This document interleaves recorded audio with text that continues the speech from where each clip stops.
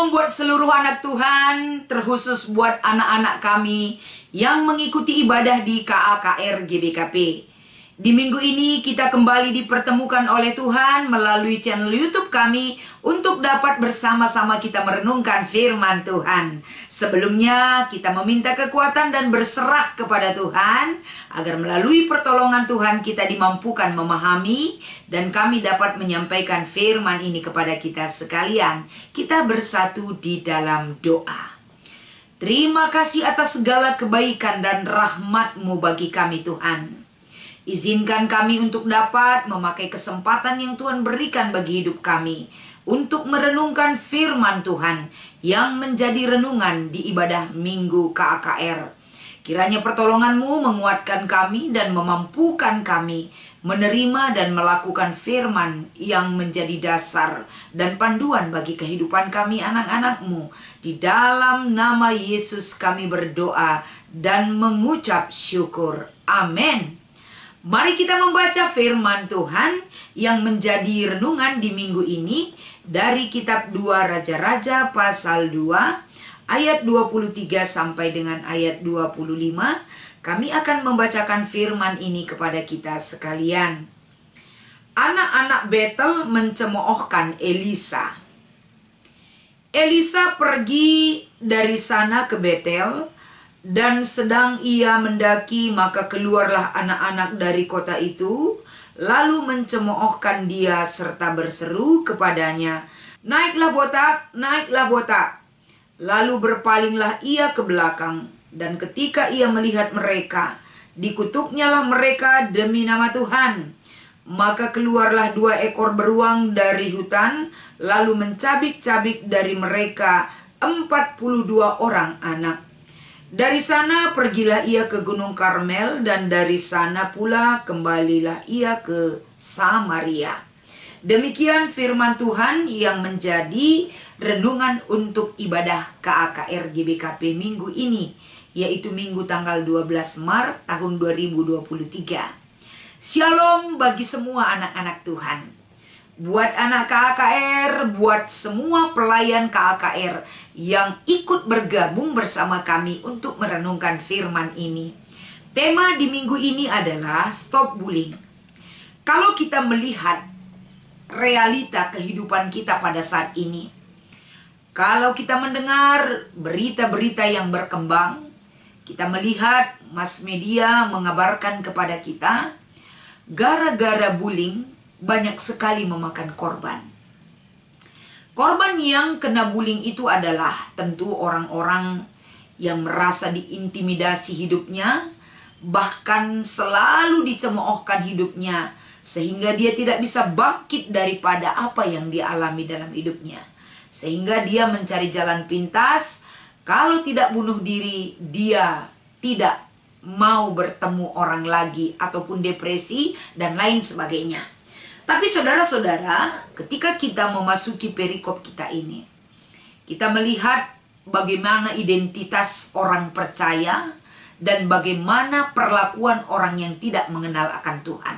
Apa yang Alkitab kabarkan dari bahan renungan ini? Yang pertama kali kita lihat di sini adalah ada perkataan yang penuh kuasa dan ada perbuatan yang tidak berkenan di mata Tuhan. Kalau kita lihat dua hal ini, perbuatan yang tidak berkenan di mata Tuhan itu apa? Alkitab kita yang menjadi bahan renungan kita ini, bagaimana anak-anak yang mencemoohkan Elisa. Anak-anak Betel ini adalah anak-anak yang tidak berkenan di mata Tuhan, ataupun anak-anak Betel adalah anak yang menyembah berhala-berhala. Mereka tidak percaya kepada Tuhan. Jadi satu hal yang kita angkatkan di sini adalah gambaran anak-anak yang tidak percaya Tuhan adalah suka mencemoohkan orang lain. Kenapa? Karena mungkin ajaran yang disampaikan kepada mereka bukan seperti ajaran yang Tuhan kehendaki untuk dilaksanakan. Mungkin saja dewa dan dewi Baal tidak mengajarkan tentang etika. Mungkin dewa dan dewi Baal tidak mengajarkan tentang kasih dan lain sebagainya. Sehingga mulut mereka berbicara kepada orang lain untuk dapat membuling ataupun meremehkan orang lain. Membuat orang lain merasa sakit hati dan lain sebagainya. Itu dulu dari kisah anak-anak Betel. Anak-anak Betel yang tidak mengenal Tuhan. Yang kedua, saudara-saudara, kita melihat bagaimana perkataan yang penuh kuasa. Siapakah Elisa? Adalah orang utusan Tuhan, yaitu nabi. Nabi ini dipakai Tuhan untuk menjadi alatnya menyampaikan suara kenabian kepada dunia. Elisa dipakai Tuhan untuk bekerja, menyampaikan suara Tuhan bagi orang-orang Israel. Ketika Elisa dipakai oleh Tuhan menggantikan Elia, tentu Elisa juga ketika dia mengemban tugas estafet dari Elia ini, dia juga penuh dengan pergumulan, dia penuh perjuangan untuk melakukan tugas kenabian ini. Kalau kita lihat sebagai manusia, apapun kekurangan dan keberadaan setiap manusia, Tuhan mengajarkan kita, kasihilah sesamamu manusia. Itu bentuk kasih yang kita realisasikan dalam hidup sebagai wujud cinta kasih kita kepada Tuhan. Kita tunjukkan kasih kita kepada Tuhan melalui hidup saling mengasihi di dalam dunia ini. Elisa yang dipakai oleh Tuhan untuk memakai segala kemampuan dan keberadaan Elisa untuk menyampaikan suara kenabian ini, harusnya butuh didukung, butuh dikuatkan, butuh diarahkan. Walaupun dia seorang nabi, tapi dia selalu butuh kehadiran orang lain yang menguatkan dia. Tapi apa yang terjadi ketika Elisa mendengarkan kata-kata bullying dari anak-anak orang-orang Betel? Perkataan ini sangat menyakitkan bagi orang seperti Elisa. Tapi ketika itu Elisa tetap mengandalkan kekuatan Tuhan, sehingga melalui kata-kata yang keluar dari mulutnya, yaitu membuat segala sesuatu berubah. Itu boleh kita lihat di ayat 24. Tapi saudara-saudara, kata-kata kutuk tidak perlu kita kembangkan di sini, tapi kata-kata yang berkuasa itu bisa terjadi untuk memutarbalikkan dari situasi yang baik menjadi tidak baik. Jadi nggak perlu disampaikan tentang kata kutuk, tapi bagaimana kata-kata yang berkuasa itu keluar dari mulut orang yang sudah Tuhan urapi, seperti Elisa. Jadi dari tema kita di minggu ini, Stop Bullying, kita bisa membandingkan Efesus pasal 4 ayat 29 sampai 32. Bagaimana dikatakan Paulus melalui kitab Efesus pasal 4 ini, manusia baru itu harus selalu terpancar dari sikap kehidupannya. Salah satunya, mulutnya tidak mengeluarkan kata-kata kotor. Jadi anak-anak kita, adik-adik kita di KKR, digiringlah agar tidak melakukan bullying dari perkataan mereka dan perbuatan mereka. Adik-adik kita di ibadah minggu ini diajak untuk menunjukkan identitas yang sebenarnya. Bagaimana mulut mereka mengeluarkan kata-kata yang memberkati, menguatkan, mengasihi, itu adalah salah satu poin penting yang harus kita sampaikan. Karena identitas sebagai anak-anak Tuhan itu, tidak ada istilah kata-kata kotor yang keluar dari mulutnya, apalagi untuk membuli orang lain. Selanjutnya saudaraku, jika perkataan kotor itu keluar dari mulut kita, berarti itu bukan orang yang mengenal Tuhan. Ataupun seperti perikop kita ini, orang-orang Betel itu orang-orang yang tidak menyembah Tuhan, orang-orang yang tidak mengenal Tuhan. Jadi hidup kita pada saat ini juga, kalau adik-adik kita itu mengenal Tuhan, stop untuk berbicara yang tidak baik mengenai diri orang lain. Stop untuk berkata-kata kotor dari mulutnya. Stop untuk tidak berkata-kata bohong dari mulutnya. Tapi kata-kata yang bisa bermanfaat untuk membangun jiwa orang lain, itulah yang akan kita didik ataupun giring adik-adik kita agar di dalam Stop Bullying ini bisa merefleksikan mereka, menggiring mereka bagaimana identitas mereka anak Tuhan dan yang menerima kasih Tuhan dalam hidupnya. Selanjutnya saudaraku, bukan hanya nabi, tapi siapapun di dunia ini perlu kita hargai.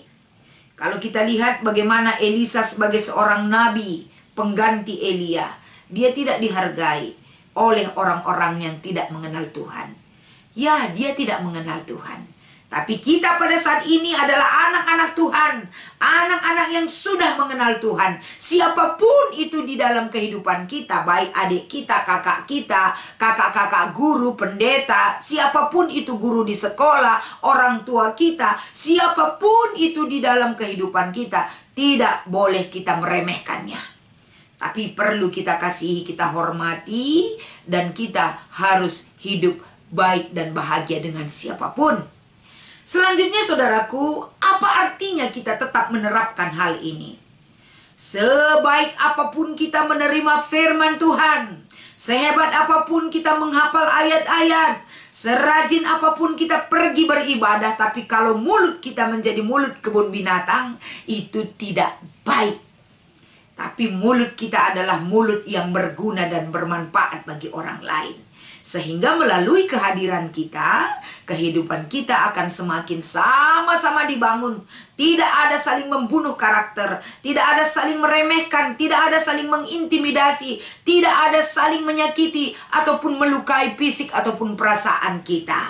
Jadi di ibadah Minggu KKR minggu ini, boleh kita memberikan peluang kepada adik-adik kita. Perkataan apa saja sih yang dikatakan itu sudah tergolong ke dalam bullying?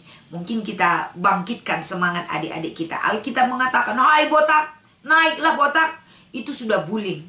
Jangan meremehkan kata-kata kita, tapi bisa melukai orang lain. Jadi di kesempatan ini, buat seluruh anak-anak KKR, agar mereka sejak dini diajar dan dididik untuk memahami tentang menghargai orang lain. Menghargai orang lain bukan dari segi pemberian secara finansial, tapi dari perkataan dan perbuatan kita juga bisa kita menghargai orang lain sebagai ciptaan Tuhan yang berharga di mata Tuhan. Besar harapan kita agar minggu ini jangan sempat semakin banyak anak-anak yang terjerumus ke dalam perkataan-perkataan mencemoohkan orang lain. Tapi melalui renungan kita, mencemoohkan itu adalah hal yang sangat tabu sekali untuk dilakukan. Tidak boleh dilakukan.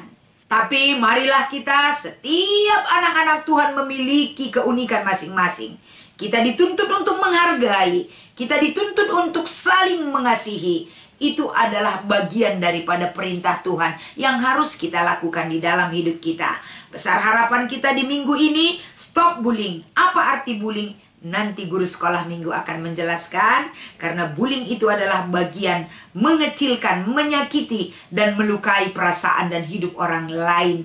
Jangan lakukan bullying, tapi lakukanlah penguatan, mendorong orang lain untuk berterima kasih kepada Tuhan, menghargai segala potensi yang dia miliki melalui kehadiran anak-anak kita. Selamat mengikuti ibadah KKR di minggu ini. Tuhan Yesus memberkati. Kita berdoa. Terima kasih Tuhan. Biarlah kiranya renungan untuk ibadah KKR di minggu ini menjadi berkat bagi setiap anak-anak yang mendengarkan firman ini.